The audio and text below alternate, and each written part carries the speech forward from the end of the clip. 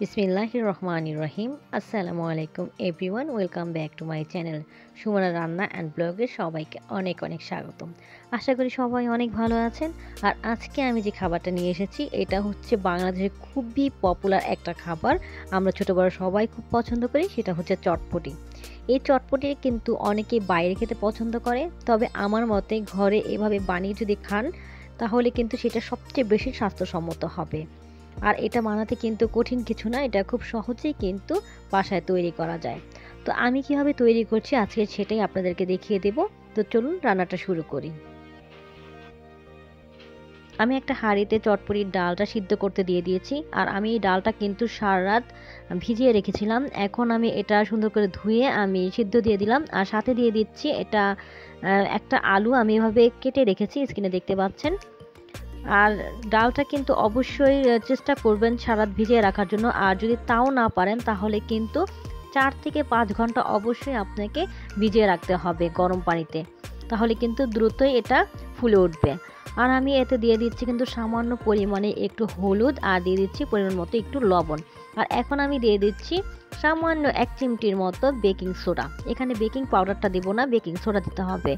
আর এই বেকিং সোডাটা দিলে কিন্তু খুব দ্রুত সিদ্ধ হয়ে যাবে। আর এদিকে আমি নিয়ে নিয়েছি তেঁতুল, আমি কিছুটা তেঁতুল নিয়ে এখন এটা পানিতে ভিজিয়ে রাখবো যতক্ষণ না এটা সফট হয়ে আসে। তো আমার এটা কিন্তু যথেষ্ট সফট হয়ে গেছে। এখন আমি এর মধ্যে এটা কুচলে মার বের করে নিচ্ছি, আর এটার যে ময়লাগুলো আছে সেগুলো আমি ফেলে দেব। আর এই মুহূর্তে যারা আমার ভিডিওটি দেখছেন তারা যদি সাবস্ক্রাইব না করে থাকেন তাহলে বলবো প্লিজ আমার চ্যানেলটি সাবস্ক্রাইব করে দিন, আর যদি অলরেডি সাবস্ক্রাইব করে থাকেন তাহলে অবশ্যই লাইক কমেন্ট শেয়ার করে পাশে থাকবেন।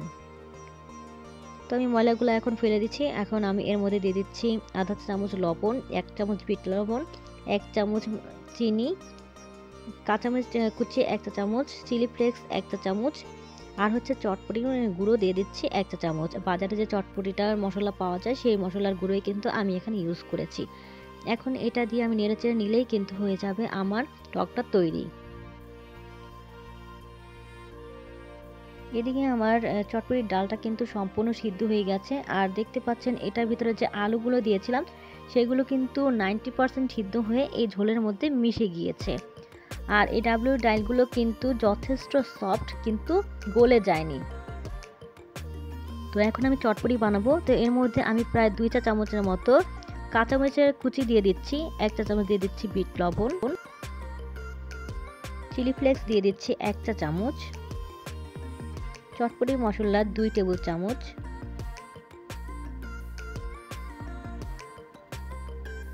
ধনিয়া পাতা কুচি দিয়ে দিচ্ছি কিছুটা, আর দিয়ে দেবো পেঁয়াজ কুচি, দিয়ে দিচ্ছি ভাজা জিরা 1 চামচ। একটা ডিম আমি এভাবে কুচি করে নিয়েছি, সেটা দিয়ে দিলাম। এরপর সবার শেষে আমি দিয়ে দিচ্ছি টক। আমি যেই তেঁতুলের টকটা বানিয়ে রেখেছিলাম সেটা এখন দিয়ে দিচ্ছি। এখানে প্রায় 3 টেবিল চামচের মতো তেঁতুলের টক রয়েছে। তো এখন আমি এই সবগুলো উপকরণ একসাথে মিশিয়ে নিচ্ছি, আর এভাবে মিশিয়ে নিলেই কিন্তু তৈরি হয়ে যাবে আমার চটপটিটা।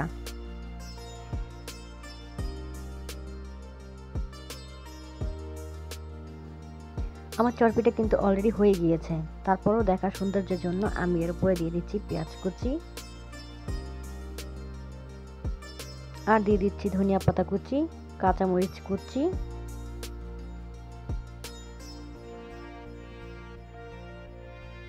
এরপরে আমি একটা ডিম দিয়ে দিব, একটা গ্রেটারের সাহায্যে গ্রেট করে দিয়ে দিচ্ছি।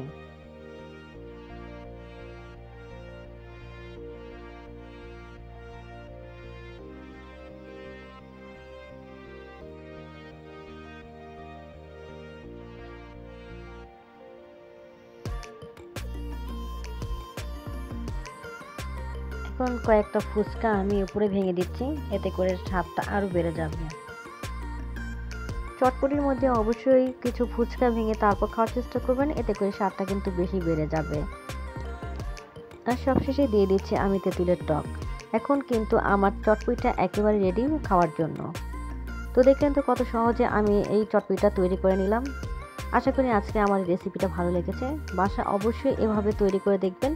বাইরের খাবার থেকে আমার মনে হয় ঘরে তৈরি করে খাওয়া অনেক ভালো আর স্বাস্থ্যসম্মত। আজকে আমার চ্যানেলে যদি নতুন হয়ে থাকেন অবশ্যই আমার চ্যানেলটি সাবস্ক্রাইব করবেন, ফ্রেন্ডস অ্যান্ড ফ্যামিলির সাথে শেয়ার করবেন, আর প্লিজ আমার চ্যানেলে একটা লাইক দিয়ে দিবেন ভিডিওটা দেখলে। আজকে এই পর্যন্তই। অনেক ভালো থাকবেন, আমার জন্য দোয়া করবেন। আল্লাহ হাফেজ।